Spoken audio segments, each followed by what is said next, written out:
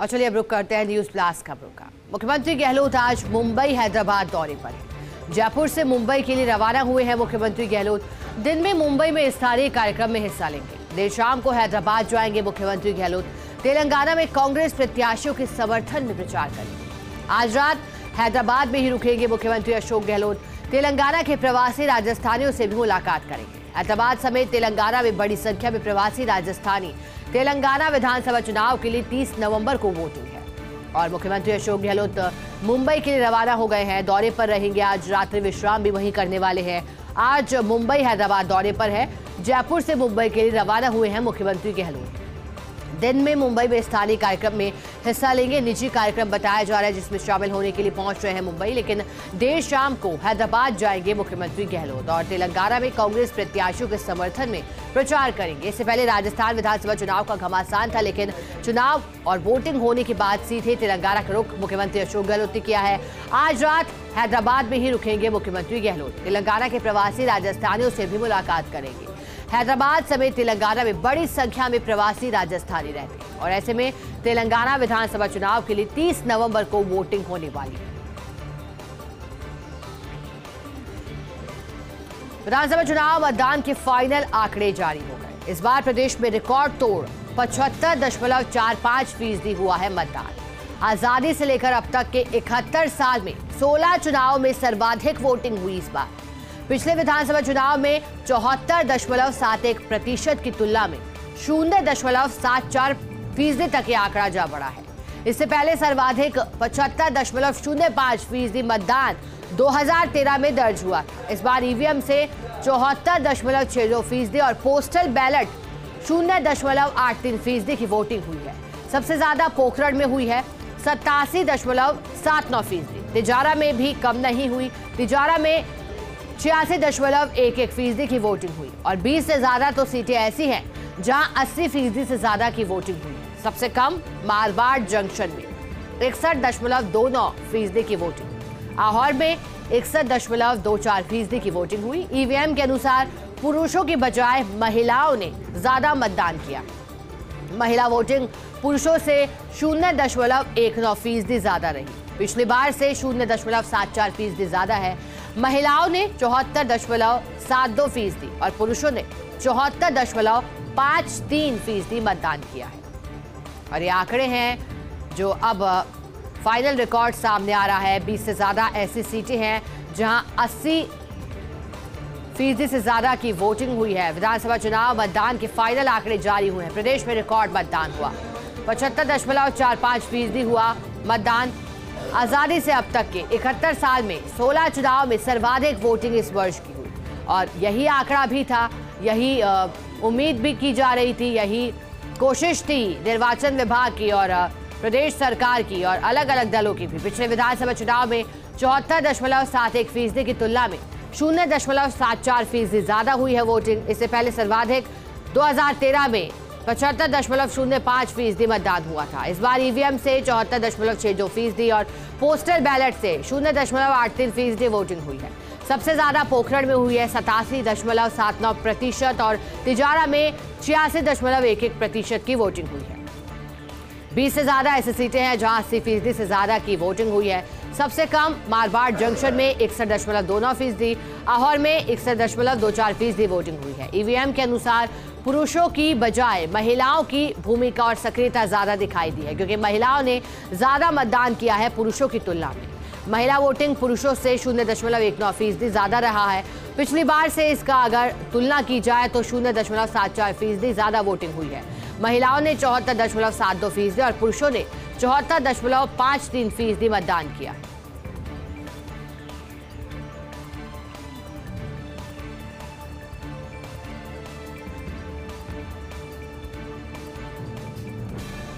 पच्चीस नवंबर को मतदान हुए। अब इंतजार है नतीजों का। 3 दिसंबर को नतीजे आएंगे, लेकिन उससे पहले जो कोशिश थी वो कोशिश चुनाव में भागीदारी बढ़ाने की थी और रिकॉर्ड टूटे हैं। 2013 में इससे पहले सर्वाधिक वोटिंग हुई थी और अब ये आंकड़ा जो 75 के पार का जादुई आंकड़ा है वो पार कर लिया गया है।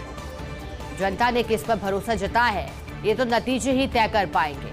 3 दिसंबर पर निगाहें अब प्रत्याशियों की, क्योंकि 1863 उम्मीदवारों के भाग्य का फैसला ईवीएम में कैद है। कांग्रेस हो या बीजेपी या फिर अन्य दल जो तीसरी शक्ति के रूप में चुनावी मैदान में ताल ठोकते हुए दिखाई दिए थे, ताबड़तोड़ प्रचार के बाद अब रिलैक्सिंग मूड में भी दिखाई दे रहे हैं प्रत्याशी। हालांकि मूड रिलैक्सिंग है, लेकिन टेंशन लगातार बनी हुई चुनावों के नतीजों को लेकर। चलिए आगे बढ़ेंगे। छत्तीसगढ़ के दंतेवाड़ा में बड़ी नक्सली वारदात हुई। नक्सलियों ने भांसी थाने के पास डामर प्लांट में आग लगा दी। 150 से ज्यादा नक्सलियों ने डामर प्लांट में आग लगाई है। नक्सलियों ने 15 गाड़ियों को आग के हवाले कर दिया। घटनास्थल पर भारी संख्या में पुलिस फोर्स तैनात है। दंतेवाड़ा बैला झीला सड़क चौड़ीकरण का चल रहा कार्य है और अब नक्सलियों पर लगाम लगाने की कोशिश हालांकि लगातार सरकार कर रही है। कई बार प्रयास भी किए गए हैं, लेकिन लगातार नक्सली वारदात की मामले सामने आ रहे हैं। छत्तीसगढ़ के दंतेवाड़ा में बड़ी नक्सली वारदात हुई। नक्सलियों ने भांसी थाने के पास डामर प्लांट में आग लगा दी। 150 से ज्यादा नक्सलियों ने डामर प्लांट में आग लगाई। नक्सलियों ने 15 गाड़ियों को भी आग के हवाले कर दिया। घटना स्थल पर भारी संख्या में पुलिस फोर्स को तैनात किया गया है ताकि शांति व्यवस्था कायम रहे। दंतेवाड़ा बैला झीला सड़क चौड़ीकरण का भी कार्य चल रहा है।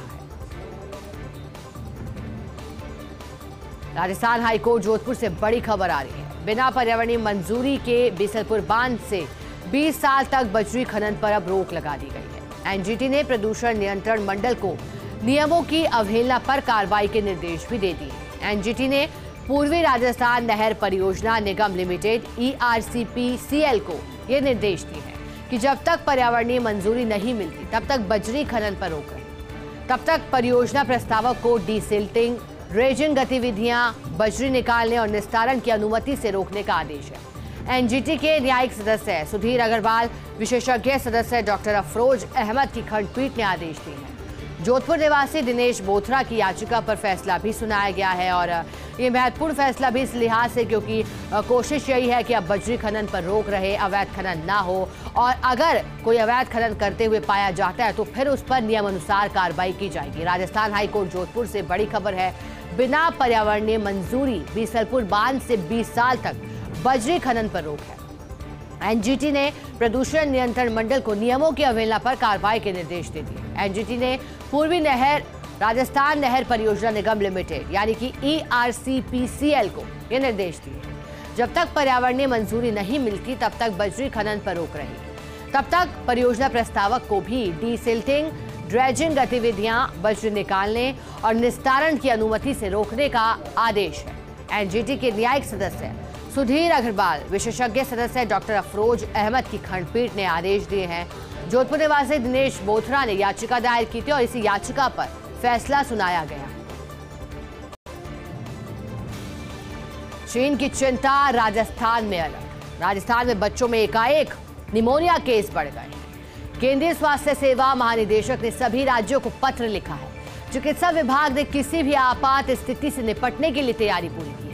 जिलों के मुख्य चिकित्सा स्वास्थ्य अधिकारियों को भी अलर्ट जारी किया है। अतिरिक्त मुख्य सचिव मेडिकल शुभ्रा सिंह ने यह अलर्ट जारी किया है। तैयारियों का जायजा लेने के लिए कल वीडियो कॉन्फ्रेंस भी करेगी। 29 नवंबर को आयोजित की जाएगी प्रदेश भर में तैयारी की मॉक ड्रिल।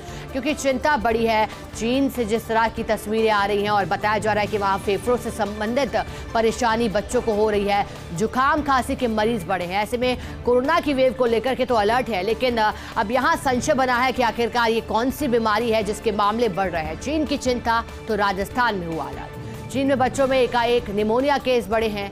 केंद्रीय स्वास्थ्य सेवा महानिदेशक ने सभी राज्यों को पत्र लिखा है। चिकित्सा विभाग ने किसी भी आपात स्थिति से निपटने के लिए तैयारी पूरी की है। जिलों के मुख्य चिकित्सा स्वास्थ्य अधिकारियों को अलर्ट जारी किया है।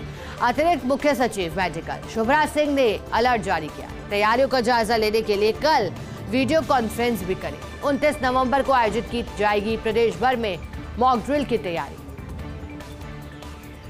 प्रदेश में बारिश और ओलावृष्टि ने ठिठुरन को बढ़ा दिया है। नए पश्चिम विक्षोभ के सक्रिय होने से मौसम का मिजाज बदला है। राजधानी समेत प्रदेश के कई इलाकों में बारिश भी हुई। जालौर के बागोड़ा में तेज बारिश के साथ ओलावृष्टि।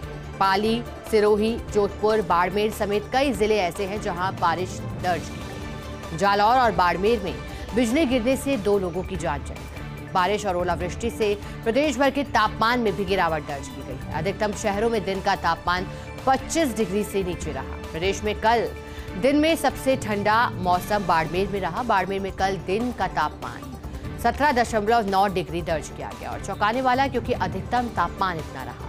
जयपुर में अधिकतम तापमान 25 डिग्री के आसपास रहा और न्यूनतम तापमान 15.9 डिग्री के आसपास रहा। लेकिन चूंकि मौसम विभाग का अलर्ट था कि 26 नवंबर के बाद गतिविधियां पश्चिम विक्षोभ के सक्रिय होने के चलते बारिश और ओलावृष्टि की गतिविधियों में बढ़ोतरी होगी। हालांकि ये खासतौर पर पश्चिमी इलाकों के लिए था और प्रदेश में बारिश और ओलावृष्टि ने अब ठिठुरन को बढ़ा दिया है।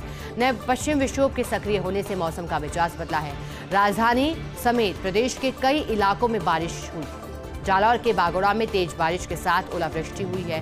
पाली, सिरोही, जोधपुर, बाड़मेर समेत कई जिलों में बारिश हुई है। जालौर और बाड़मेर में बिजली गिरने से 2 लोगों की मौत हो गई। बारिश और ओलावृष्टि से प्रदेश भर के तापमान में गिरावट देखी जा रही है। अधिकतम शहरों में दिन का तापमान अब 25 डिग्री से नीचे रह रहा है। प्रदेश में कल दिन में सबसे ठंडा मौसम बाड़मेर में रहा। बाड़मेर में कल दिन का तापमान 17.9 डिग्री दर्ज किया गया। अधिकतम तापमान की बात कर रहे हैं। जयपुर में अधिकतम 25 डिग्री और न्यूनतम डिग्री 15.9 दर्ज किया गया। प्रगट भई सगले जुग अंतर गुरु नानक। समाज में ज्ञान का प्रकाश फैलाने वाले गुरु नानक देव की जयंती आज है। सर्व ईश्वरवाद का संदेश देने वाले सिखों के पहले गुरु थे गुरु नानक देव। गुरु नानक देव के प्रकाश पर्व पर गुरुद्वारों में अब विशेष कीर्तन दीवान भी हो रहे हैं और गुरुद्वारों को सजाया गया है। रागी जत्थे शब्द गायन और कीर्तन से संगत को बताएंगे गुरु के उपदेश। सुबह 4 बजे से जयपुर के राजापाल गुरुद्वारे में सजा है मुख्य दीवान और इसके वजह से ही रौनक बढ़ गई है। श्रद्धालु उमड़े हैं बड़ी संख्या में। साथ ही आज सभी गुरुद्वारों में विशेष कार्यक्रम भी आयोजित हो रहे हैं। गुरु नानक देव जी की जयंती आज है और उन्होंने जिस तरह के विचार रखे, संदेश समाज को दिया, एक साथ आगे चलने का संदेश देते हुए आए हैं और समाज में ज्ञान का प्रकाश फैलाने वाले गुरु नानक देव की जयंती आज है। सर्व ईश्वरवाद का संदेश उन्होंने दिया। सिखों के पहले गुरु थे गुरु नानक देव। गुरु नानक देव के प्रकाश पर्व पर गुरुद्वारों में सजे है विशेष कीर्तन दीवान। रागी जत्थे शब्द कीर्तन और गायन से संगत को बताएंगे गुरु के उपदेश कि आखिरकार कौन से उपदेश और कौन से विचार वो मन में रखते थे और जीवन में आगे बढ़ते थे। सुबह 4 बजे से ही जयपुर के राजापाल गुरुद्वारों में रौनक बढ़ गई। मुख्य दीवान सज गया है और इसके साथ ही आज सभी गुरुद्वारों में कई कार्यक्रम आयोजित किए जा रहे हैं। कार्तिक मास की पूर्णिमा देव दिवाली आज मनाई जा रही है। सर्वार्थ सिद्धि कुमार शिव योग में मनाई जा रही है देव दिवाली। ब्रह्मा सरोवर तीर्थराज पुष्कर में उमड़ा है श्रद्धा का सैलाब। श्रद्धालु अब पवित्र सरोवर में आस्था की डुबकी लगा रहे हैं। जयपुर में गलता तीर्थ, कोलायत में कपिल सरोवर पर भारी भीड़ देखी जा रही है और नदियों हो और पवित्र कुंडों पर भी श्रद्धालु पूर्णिमा का स्नान कर रहे हैं। शाम को देव दिवाली पर घर घर दीप जगमगाएंगे रोशनी से। मंदिर में ठाकुर जी के समक्ष सजेगी रास की झांकियां। देव दिवाली पर आज काशी में गंगा घाट पर जलेंगे 11 लाख दीप। प्रधानमंत्री नरेंद्र मोदी ने देशवासियों को देव दिवाली की शुभकामनाएं दी हैं। शुभकामनाएं देते हुए उन्होंने कहा है कि आज सभी के जीवन में नई रौनक हो, नई उमंग का प्रवेश हो और क्योंकि कार्तिक मास की पूर्णिमा है, देव दिवाली आज मनाई जा रही है। सर्वार्थ सिद्धि कुमार शिव योग में देव दिवाली मनाई जा रही है। ब्रह्म सरोवर तीर्थराज पुष्कर में श्रद्धा का सैलाब उमड़ा है। श्रद्धालु पवित्र सरोवर में लगा रहे हैं आस्था की डुबकी। जयपुर में गलता तीर्थ, कोलायत में कपिल सरोवर पर भारी भीड़ दिखाई दी। नदियों और पवित्र कुंडों पर भी श्रद्धालु पूर्णिमा का स्नान कर रहे हैं। शाम को देव दिवाली पर हर मंदिर में जगमगाएंगे रोशनी से। मंदिर में ठाकुर जी के समक्ष सजेगी रास की झांकियां। देव दिवाली पर आज काशी में गंगा घाट पर 11 लाख दीपक जले। वहीं प्रधानमंत्री नरेंद्र मोदी ने देशवासियों को देव दिवाली की शुभकामनाएं दी। आगे बढ़ेंगे। तेलंगाना के आदिलाबाद जिले में बना केसीआर का मंदिर। मंदिर में स्थापित की गई मुख्यमंत्री के चंद्रशेखर राव की प्रतिमा। रविंदर ने डांडेपल्ली स्थित अपने घर के सामने मंदिर बनवाया है। संघर्ष और बलिदान के दौर में केसीआर के करीबी रहे हैं रविंदर, लेकिन उसके बाद केसीआर से मिलने की सभी कोशिशें बेकार रही हैं। मंदिर बनवाने के बाद भी नहीं हो सकी केसीआर से उनकी मुलाकात। मंदिर के रखरखाव के लिए भी रविंदर को मदद नहीं मिली। 2 लाख रुपए में बनवाया था मंदिर, अब बेचना चाहते हैं रविंद्र इस मंदिर को। राजनीति में तो अभी त्याग और तपस्या की प्रतीक मानी जाती है दाढ़ी। 2018 में तेलंगाना प्रदेश कांग्रेस अध्यक्ष बने थे उत्तम कुमार रेड्डी। कांग्रेस की करारी हार के बाद उत्तम कुमार ने घोषणा भी की, जब तक सत्ता में कांग्रेस नहीं आएगी तब तक नहीं दाढ़ी को कटवाएंगे। उसके बाद से अब तक प्रतिज्ञा का पालन भी कर रहे हैं रेड्डी। हालांकि बीच बीच में थोड़ी काट छांट हुई, लेकिन दाढ़ी बरकरार है।